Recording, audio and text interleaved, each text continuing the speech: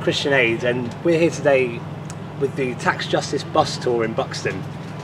We've teamed up with Church Action on Poverty to take the message that tax dodging hurts the poor around the country on a 53-day tour. My name is Ricardo Barrientos. I work for the Central American Fiscal Studies Institute, a partner of Christian Aid. I am visiting the United Kingdom in order to give some sense of the implications of decisions here in the UK and in countries like mine. Tax dodging is really important because it deprives developing countries and developed countries as well of much needed revenue. In the developing world, it's estimated that $160 billion a year is lost through tax dodging. And that's an incredible figure. Do take a second to think about that, because the amount of money that is could provide hospitals, roads, education, things that developing countries don't have. Tax evasion, tax dodging and banking secrecy are very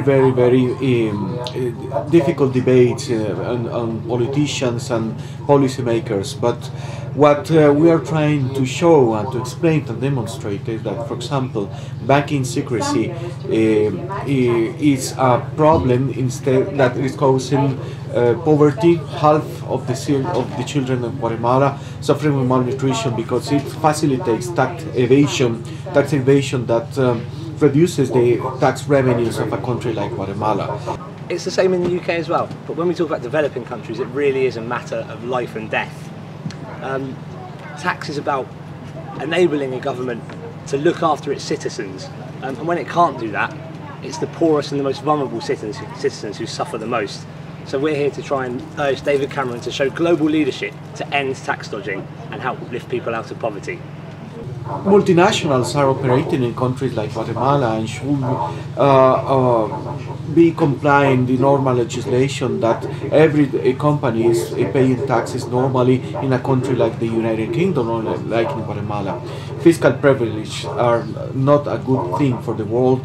It's a not thing for the Guatemalan population and should be eradicated. Tax justice is a moral and intellectual responsibility for every country, including the United Kingdom. Well, it's been good. A number of people from across Derbyshire have come. We've had a very good discussion. Tax evasion is a moral issue, really. We should contribute to the common fund. That's what tax is for. And just as we're insensitive individuals don't pay their taxes, there is a very sophisticated system for companies not paying their proper taxes, sometimes not illegally. And what we need to do is to encourage people to make a proper contribution to the common life, not just in our country, but in other countries where children especially suffer enormously from malnutrition, lack of education, poor health, because the wealth that's created by their parents and families is actually taken out of the country by the companies who employ them and used to support shareholders elsewhere.